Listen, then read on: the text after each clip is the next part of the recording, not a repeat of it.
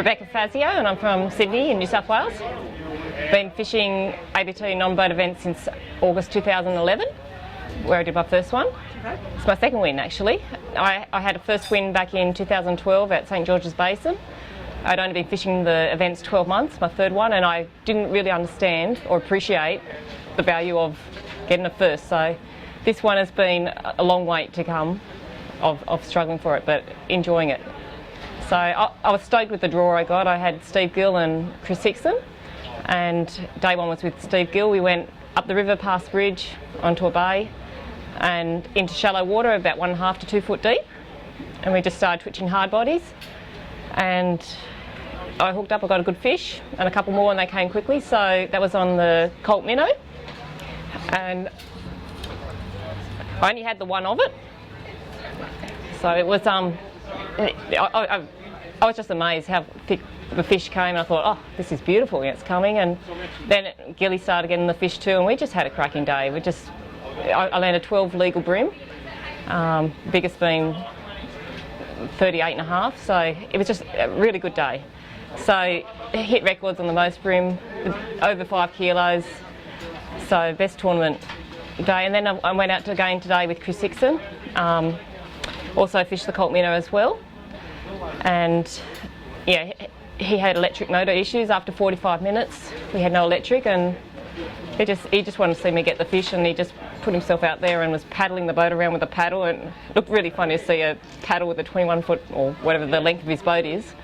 But he put in a lot of hard work just to make sure I could get the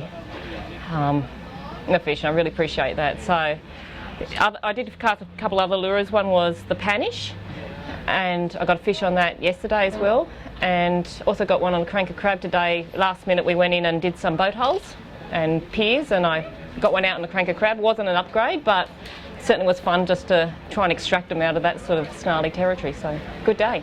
Looking forward to the grand final. Given that was a place where I had my other first win, and I haven't been back since, I'm really looking forward to it. I missed the grand finals last year because I didn't have enough annual leave to put together, so I skipped grand finals. I skipped Cooter and Meetung, put everything in all the annual leave in one basket just to get down here, because Tasmania is such a great place, and really looking forward to it. And I saved a couple days for the grand finals. Glad to know I don't need to wait for AOI to get there. I can go. So really looking forward to it. I'm Steve Gill, been doing these ABT tournaments. The records will tell you, I don't know, it's a long time, like could be 8 years now or so, 9 years. First win today, so couldn't have thought of a better place to do it, to be honest.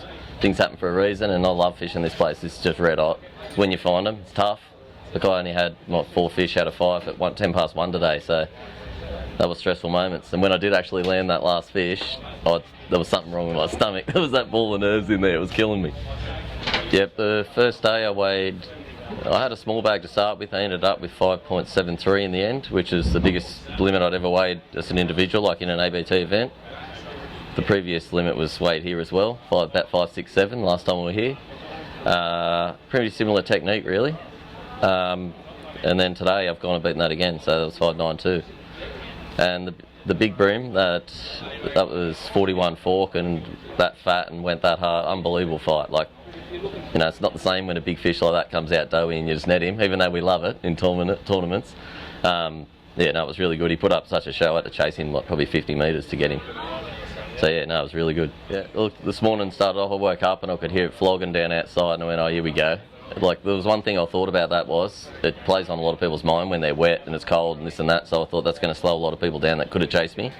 I wasn't too worried if I got wet and frozen going out in the lead like that, and I thought I'd grind 5 out. It was harder than what I expected, and to be honest I was aiming for 5 kilos, not nearly 6. But the wind, when it came up this morning, didn't come up until we'd already pulled a fish, and it got to the point and nearly got blown off the front deck at one stage. There was big gusts coming through and lightning and God knows what. And I pulled 4 fish with 2 little squeakers in there, and I was still on. I pulled them really quick, probably by about 9 o'clock.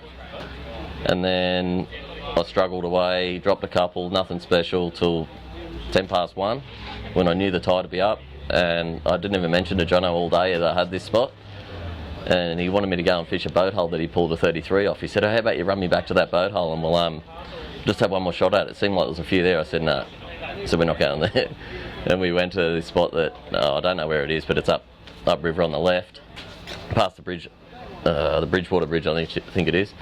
And pulled in and got a 39.5 first cast, and he goes, "This is why we're here." And anyway, he got a 38 next cast, so he was over the moon. That was an upgrade for him. And yeah, I ended up pulling the 41 off there too. All this happened in like 20 minutes. We probably pulled 5 kilos in 20 minutes. Yeah, look, I'm running a Howler custom rod. I've been with this guy now, Damien Howe, for probably 3 or 4 years. These things, honestly, like doing this twitching gives you a fair bit of arm bump, and I can use these things. Like I've rung him up that many times after a fair sustained fishing session and said, "Mate, he's killing it." They weigh 83 grams. So yeah, they're nothing, unbelievable rod. Really soft too, so you don't pull hooks. Like I run on these fish down here, I don't fish a lot of heavy drags, not like rack fishing. I'll let them run, let them wear themselves out. And usually I'm using ultralight hooks. I was at St Helens. I found the hookup rate with those, and it didn't, that increased, but it also didn't affect the performance of the lure as much. But here I was twitching a lot harder, and so I could run the decoys, and I needed them. These fish were pretty big here, so I wasn't going to run ultralights. I would have made a meal of them. They've actually, I don't know if you guys can see that on camera, this lure was full of water. They've actually crushed it today. There's a few peg holes in the bottom, and they've split the top of it. So yeah, pretty nasty fish out there. And I'm running a 1000, I actually just brought it before this trip from Tsmania. That's a 1000 twin power. Unreal. Cleaver said to me, Chris Cleaver from Tsmania said, "Oh look, when you buy one of these, you know you're going to have to buy another 6. And I said, "No, I'm not," but it's sort of looking that way. It's spooled with Yamatoyo resin sheller, 9 pound, which is so thin, you wouldn't want to go any thinner. Everyone thinks 9 pounds heavy line, but it's not. And you're never going to break your braid anyway, it's just not going to happen. And I've got 4 pound Yamatoyo rockfish leader on there. Yeah, so that's my standard. I use that. I virtually never go below 4 pound. I did run 3 at St Helens just because they were so timid, but that's a rare occurrence for me.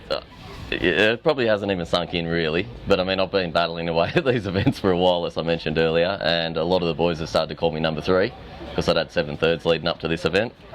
So I've got a new name now, number 1, at least for a little while anyway. And obviously I've got to thank Hobie. They've been supporting me really solidly the last couple of years, and as I mentioned, just for the sport in general, they've come right on board, kayaking, boating, everything. They're just right behind it. I've got to thank the JML Anglers Alliance. They supply all this product that I used this weekend, apart from the Shimano reel and the Howler rod, all the lures, all the line. I've been with those guys now for probably 6 or 7 years. Most of them, actually, probably almost all of my ABT career, and they've been a great supporter. I've got to thank Howler Rods. These guys, yeah. He wants to build me a new set. He said these ones are getting a bit old now. There's nothing wrong with them, I'm telling you. I'm not getting new ones. These are good ones.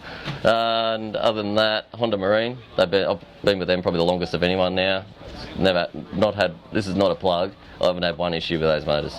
Never ever broken down. And that's the thing you want when you've got a 6 keg limit, which I nearly did have today, and you're upriver. You don't want to have an issue with that. And especially doing these trips, like I've come 1,500 k's to get here. It's cost thousands of dollars. If you're out there and your motor doesn't work, you don't want to know about it. Garmin Marine, whole boat's covered in Garmin. Those things have been phenomenal for me as well. I've only been with those guys a couple of years now, but yeah, definitely a product I'd never look back on now. I couldn't believe the clarity of those things. No more number 3s for me. Phew!